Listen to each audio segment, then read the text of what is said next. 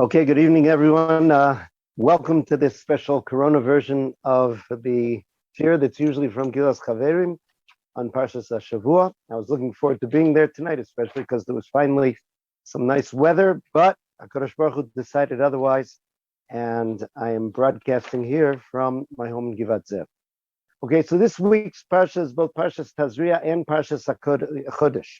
We're going to start off with Shem MiShmuel and others about Parshas HaChodesh, and then tie it into Parshas Tazria, and of course to Yom Tov of Pesach, which is coming our way. So the first mitzvah that Am Yisrael receive as a nation, okay, Pesach is the birth of Am Yisrael, of the Jewish nation. Until then, the Avos, the Shvatim, were viewed as Yechidim, as individuals. But now, Am Yisrael are being born, and they receive a mitzvah. That first mitzvah is HaChodesh Hazeh Lochem Rosh Chodashim. The mitzvah of Kiddush HaChodesh, the mitzvah of determining the months, and along with that, aside from the power of Beis Din to declare when the month begins, is the concept that Nisan is the beginning month for Am Yisrael. We begin with Nisan. Pesach has to be in Nisan. That's the linchpin of the Jewish calendar. That's why we have a leap year this year. So the Mechilta, Medrash says the following: HaChodesh Hazeh Lochem B'lo Mana Boi Adam Harishon. This month is for you, meaning you, Am Yisrael, coming out of Mitzrayim. Adam Harishon didn't count from Nisan.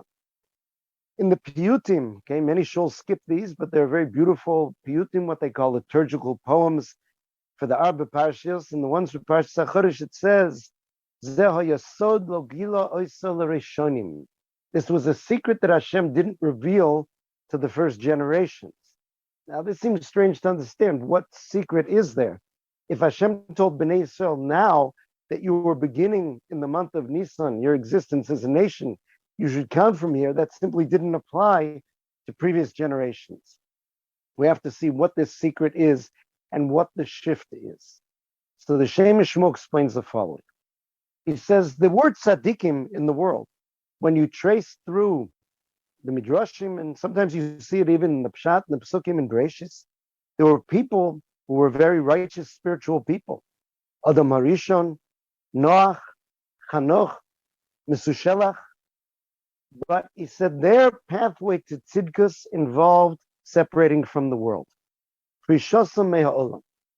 And he brings sources for this that we find for all of them.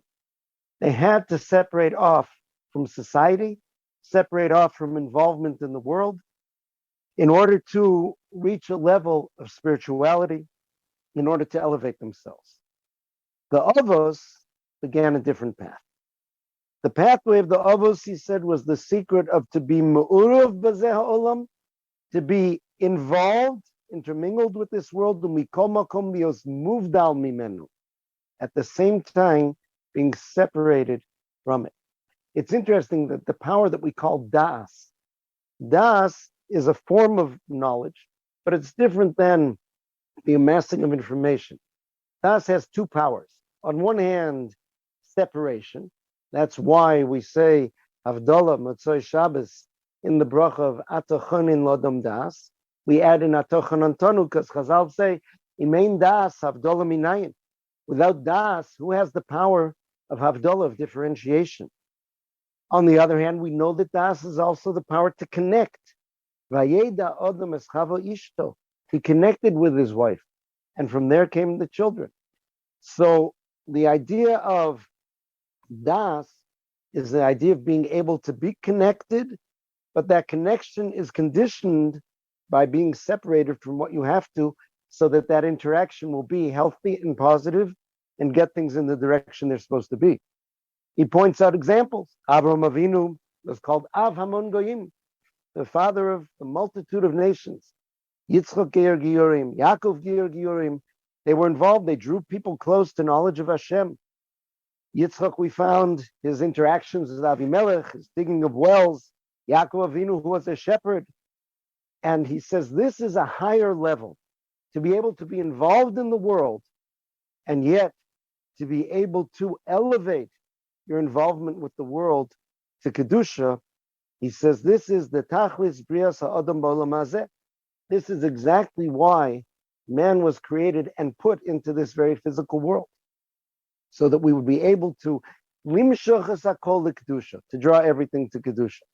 He quotes the Chidush Yarim, the first Ger Rabbi, who said on the pasuk we say in Hallel, Hashamayim Shamayim LaHashem, the heavens are to Hashem, Va'aretz Nasan Livnei Adam, and the earth was given to people. It says, what's the connection between the two parts of the pasuk? He said he gave the earth to people, Lasas Mehem Shamayim, to make the earth heavens, to make the earth heavenly. The first generations did not manage to do that. They were able to help themselves.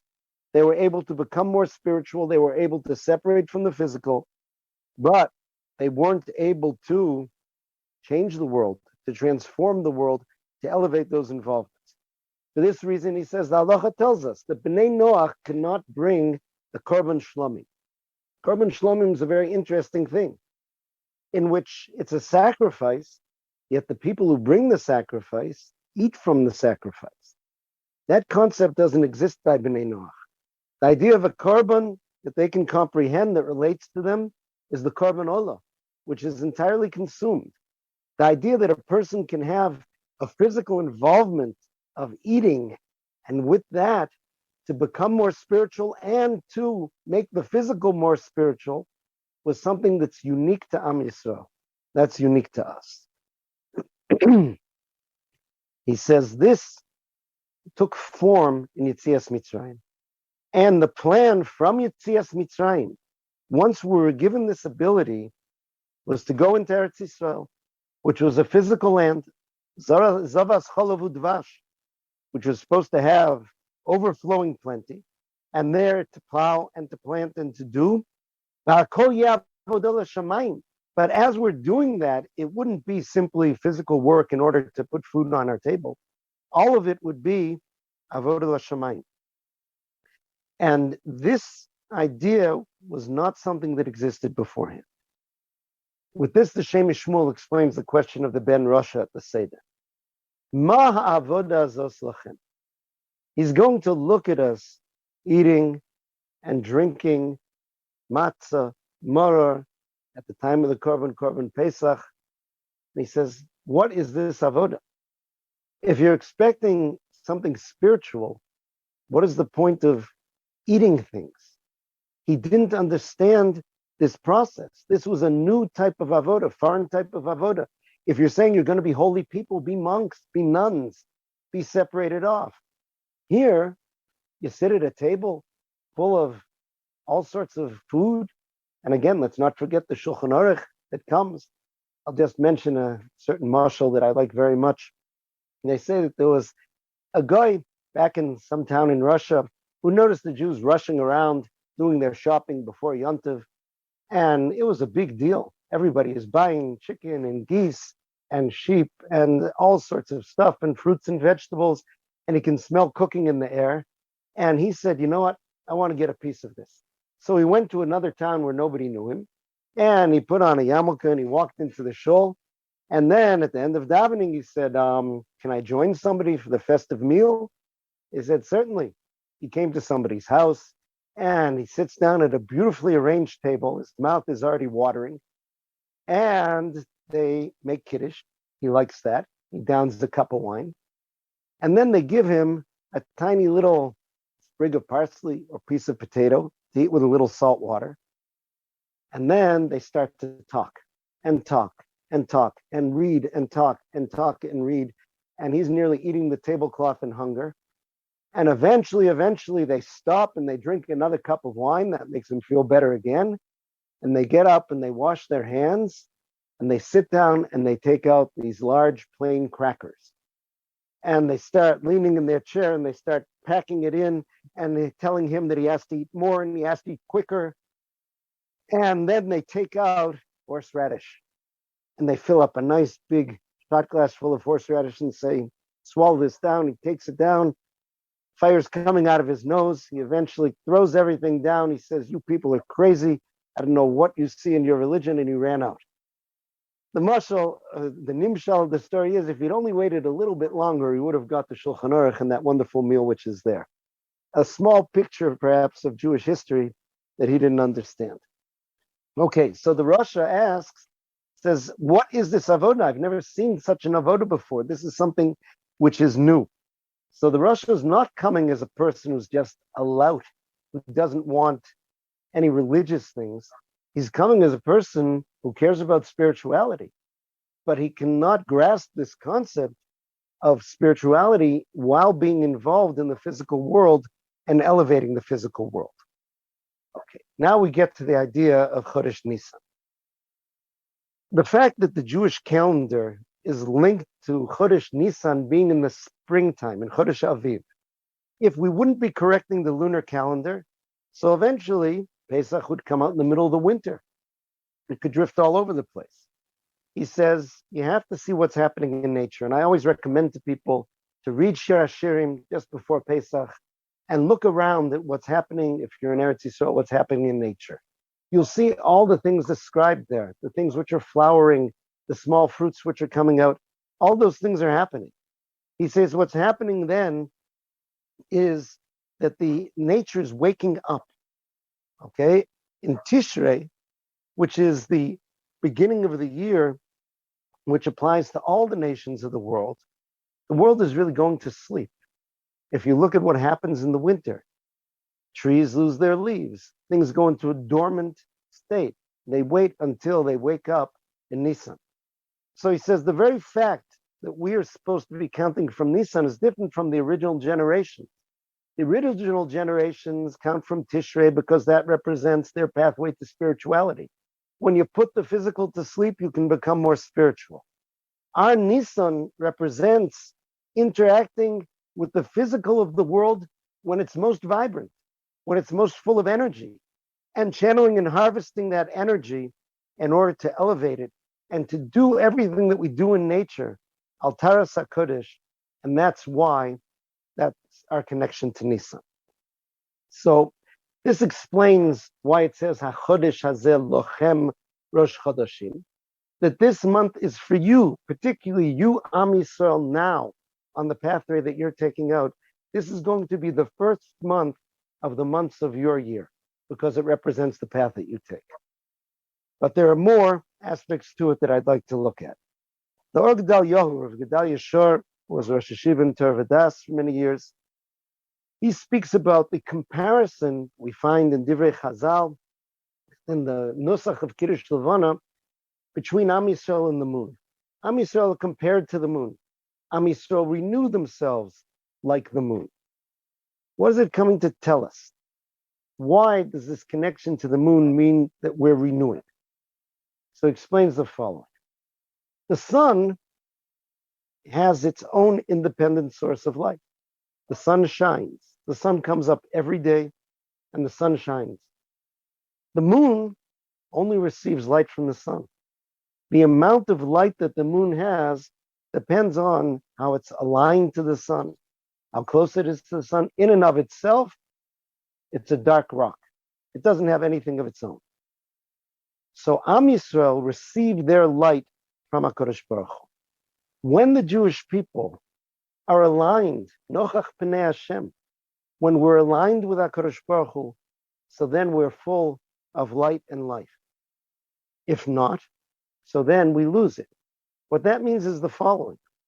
The state of the Jewish people, the existence of the Jewish people, the history of the Jewish people has nothing to do with nature. It has nothing to do with sociology. It has nothing to do with any of the regular patterns and forces that are in the world. It all depends on our relationship with HaKadosh Baruch Hu. And that is something which is coming new every day. Whatever light we have, which determines the state of our people nationally and each of us individually, comes from our relationship with Hashem.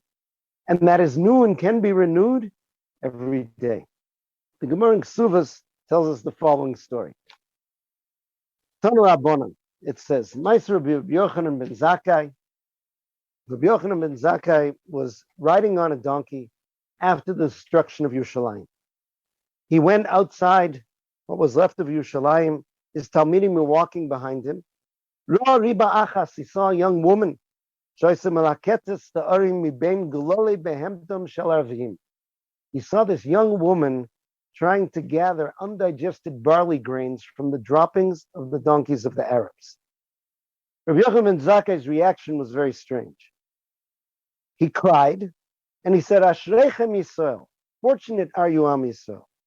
Bizman she'atem, excuse me, osim ritzono shel makom, when you do the will of Hashem, ein kol umma v'loshon shalit b'chem. No nation, no people, no entity can rule over you. Bizman she'einatem osim ritzono shel makom. When you don't follow the will of Hashem, as nimsorim biad umma shvela, you are given over into a lowly nation, not just into a lowly nation, but you're dependent on the animals of that lowly nation. Now, the Maharal asked, what is this strange mix of expressions? How do you cry and say Ashrechem Yisrael? What is there to say that we're fortunate? So he says, from the fact that Am Yisrael can never be in a state that's just regular, natural.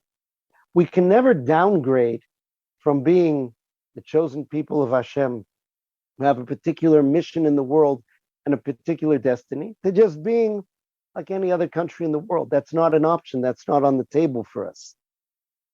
Similarly, Chaim Friedlander explaining this says, just like we have different levels of creation, we have the inanimate, the domim, we have the tzomech, the vegetable, we have the chai, the animal, we have the medaber, we have the human. Says, just because one is no longer its natural state, it doesn't automatically downgrade to the next, right? If somebody came to visit my house and they start smelling a terrible smell and they say, what's that? And they see it's coming from a flower pot in the corner. They say, why does that flower pot smell so bad? I say, oh, we had a dog, Fido, and he died, so he was no longer an animal, so we decided to make him a plant and water him. That doesn't work, right? Once it's not an animal, it degrades. The Jewish people, if we are not the Jewish people, we cannot be another medaber, another nation among the world. We become degraded to an extent that's supernatural. There's so many books and essays written about this. Why the Jews? Why anti-Semitism? Why is it the Jewish people cannot just simply settle down and be left alone wherever they are? That is an Ashrechem Yisrael. Fortunate are you, Am Yisrael. Because your power source, your existence does not come from anything in this world. It comes from something beyond this world. And it's evidenced even when you disconnect from it. And therefore you lose your vitality, you lose your life force. That's a very statement of who you are and what you're connected to. You are not a regular part of this world. You are above nature. And you come from someplace else. The light that you find comes from elsewhere. Rav Shor points out a very fascinating illustration of this. The Gemara in Gittin, describing the events of the Chorbanos, the Bayis Rishon, the Bayis Sheni, tells us that Nebuzaradon was known as the Rav Tabachim, the master slaughterer who killed so many Jews when he conquered Yerushalayim from Nebuchadnezzar. So after he saw the tremendous destruction of Yerushalayim and the death of so many of the Jewish people, here at tshuva, he started to have thoughts of tshuva, and he converted. Now, the Gemara compares this to someone who appears in this week's Haftarah, Naaman.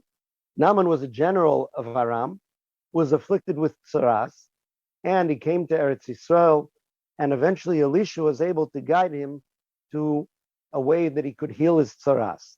Naaman took upon himself not to serve idolatry. He took upon the 7 mitzvahs of Bnei Noach that gives him a status that's known as a ger toshav. But Nebuzaradon was a ger tzedek. Why is that? He explains that Nebuzaradon, we can always look retroactively. When a ger tzedek converts, that means that he had a special neshama from the beginning. That was a neshama of a ger tzedek that was meant to come to Am Yisrael. His neshama was able to see the suffering of the Jewish people and to sense from that their specialness, their uniqueness, and to want to become part of it. Again, I've mentioned in previous shirim what it says in Shulchan Aruch, when somebody comes to convert, the first thing you tell them, are you crazy? Not in that language exactly. There's no nation which has ever been more oppressed than the Jewish people. And it's true still today. Unfortunately, in the news, we see it in the news this week. If the person says, I know that, and I don't even feel worthy of it, we're willing to talk. Do we want masochists? That person, if that person has that neshama that understands, I want to live, my neshama feels that it's supposed to be plugging into a different source, not part of this world, not part of the history of this world, not part of the nations of this world, but a nation that has a new relationship every day, new light every day, depending on what it gets from HaKadosh Baruch Hu. That is what he was looking for.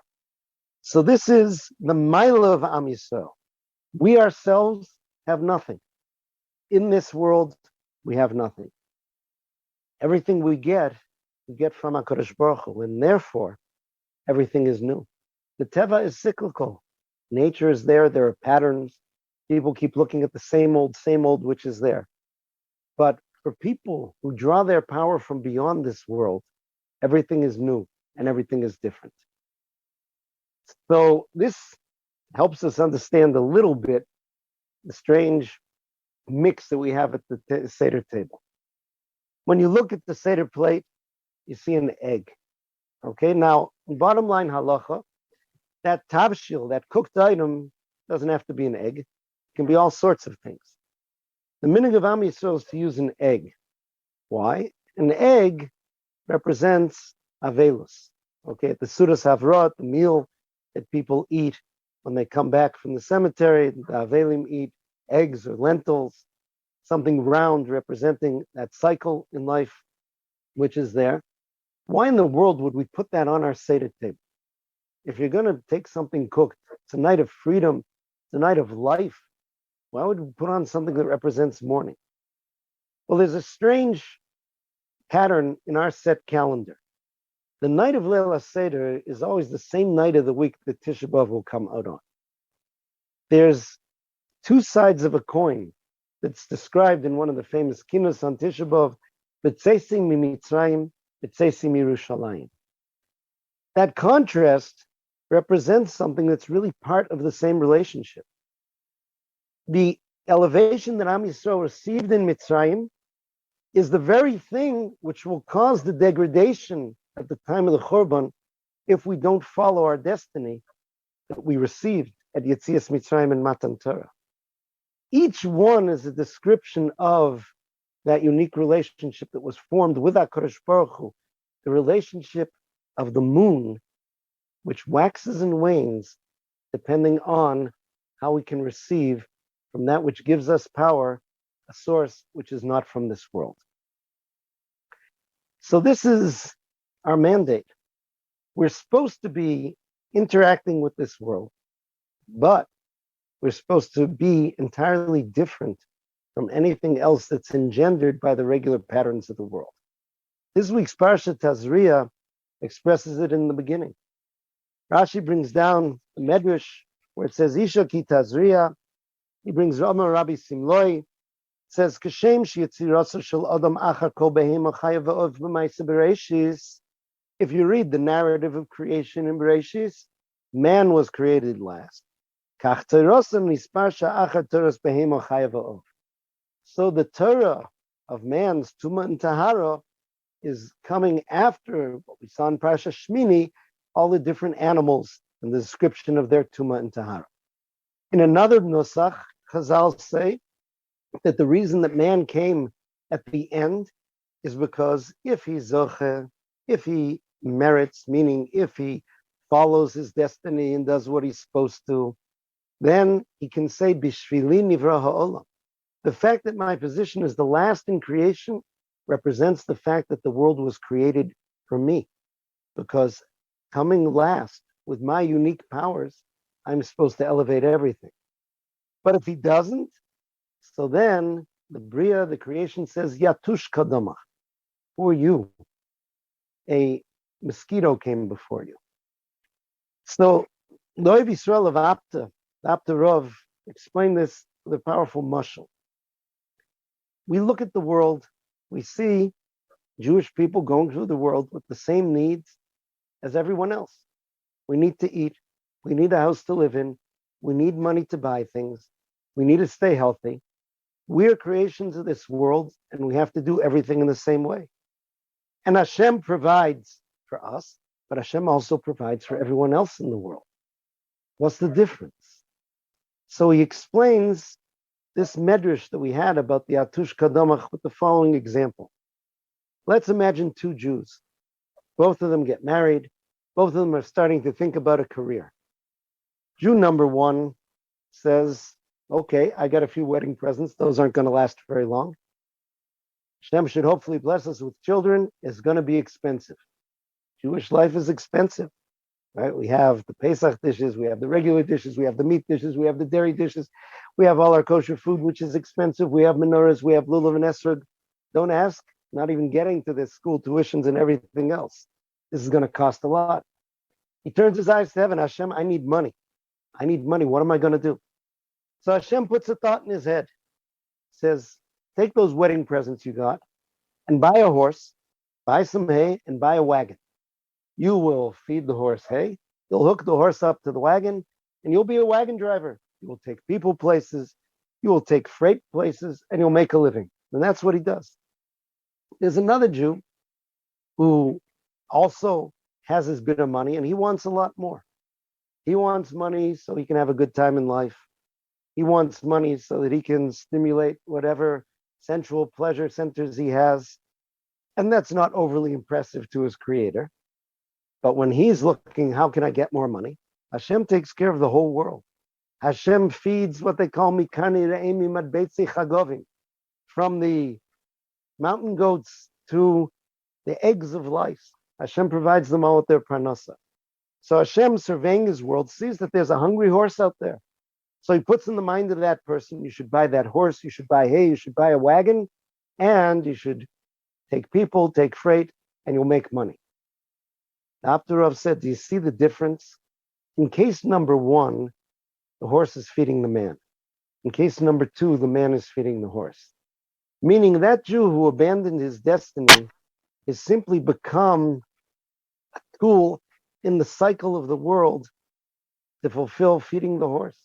But that's not what he was created for. That's not what he's able to do.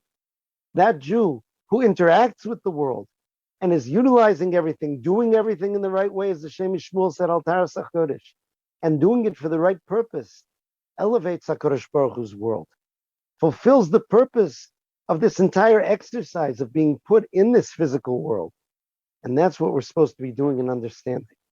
It's fascinating that the mitzvah of matzah is the one mitzvah that we have which involves eating in this world outside the Beis Hamikdash. A mitzvah d'oraisa, which involves eating. It's a very powerful mitzvah. And that really portrays the power of what we're able to do. You cannot absorb the spirituality that's in the mitzvah of matzah, the chiyus, the life force in the mitzvah of matzah, without eating it. You can meditate about it, you can learn about it, you can write a poem about it, you can do a meditative dance about it. It's not going to do anything for you until you do that. And that shows the picture of who we are and what we came into the world to do. This is why the Ben Rasha sometimes has a very difficult time understanding this. That doesn't seem spiritual. That isn't what the other nations do when they reach spirituality. This is the sod of who we are and where we come from, what we're able to do. Parashas of Tazria also introduces us to the Metzora, a very strange disease, which is not something a dermatologist can treat. It has to be treated by a kohen. It involves a physical manifestation of spiritual corruption. The Zohar HaKodesh says that the Metzora is a lashon of motzi ra, that the person who speaks lashon hara, those are just the negative fumes coming out from the evil that's inside of him, and he has to repair himself. So his physical body reflects that which is going wrong spiritually, and then he's able to return and to do tshuva and to repair and to get healed. But that doesn't mean that we're supposed to go to the opposite side and take on a vow of silence. The Chavetz Chaim, in his Sefer, doesn't just tell people what they're not allowed to say. The Chavetz Chaim guides people to what they're allowed to say and even what they must say. It was famous that people who came to the Chavetz Chaim to ask a question or a bracha were often shocked that he spoke so much. They would come in and he was chatty. They would ask, where are you from? Do you know this one? Do you know that one? What do you do for a living, etc.? And people who were close to the Chofetz Chaim explained that he wanted to show people that there is lots of kosher talking that you can do. Rav Holbe writes about the danger that a person could fall into sometimes of taking something upon themselves to separate from something without realizing the cost. The example he gives is something called Tainis Dibur. Tainis Dibur is a type of fasting where instead of fasting from eating or drinking, a person fasts from speaking. That you won't be able to say anything during the time period that you committed yourself to, aside from words of Torah and Tefillah. Now, this seems like a perfect win-win. Your Lashon Hara will go down to zero. You'll probably talk a lot more Torah because you want to talk, and that's all you can talk about. You'll probably pay more attention to your bracha and your tefillah because that's some of the few words you can utter with your mouth. But Rav Wolbe says you're forgetting something. Shlomo HaMelech says, Maves v'chayim biyad halashon. It's true. You can kill somebody with your mouth. But you can also bring life to somebody with your mouth. So many words that you say can bring people life, can encourage them, can make them happy, can heal them. You yourself can achieve healing by talking things out. When you have worries, you talk them out with people. And he says, perhaps the most dangerous obstacle in your path is you can become arrogant. Suddenly you can look at other people who didn't separate from the world, who are interacting with everyone and talking and chatting, as look at those people. They're not as holy as I am. And arrogance is the worst of the worst. Now again, let's not get this wrong.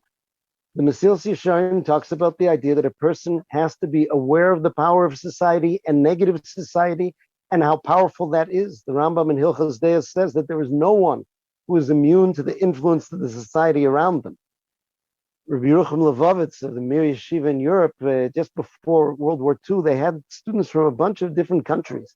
And he said it's interesting. These students basically all came from Orthodox Jewish backgrounds, learned similar things in school. Nonetheless, it only takes a minute talking to one to realize that this one is Russian, this one's German, this one's an American, this one's English, not just from the accent, from mannerisms, from body language, from approach. We absorb from the places that we're in.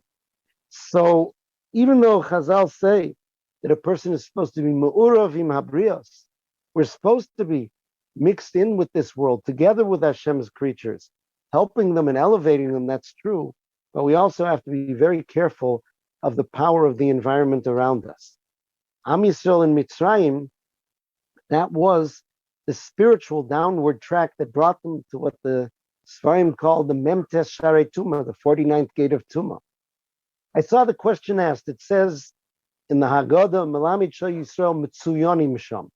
The Jews were distinct in Mitzrayim. You could tell who a Jew was. Why? It says, Shloshinu es Lashonam, Loshinu es Shmam, Loshinu es Malbusham. They didn't change their names. They didn't change their language. They didn't change their clothing, which according to my grandchildren's coloring book means they wore Streimlach and they spoke Yiddish. And they had names like Fyvel and Yentebele and things like that.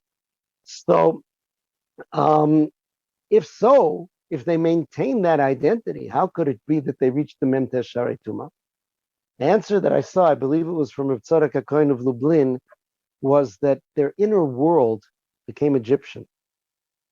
The things they became excited about, their dreams, their fantasies, their goals, their inner world, their associative world, that became Egyptian.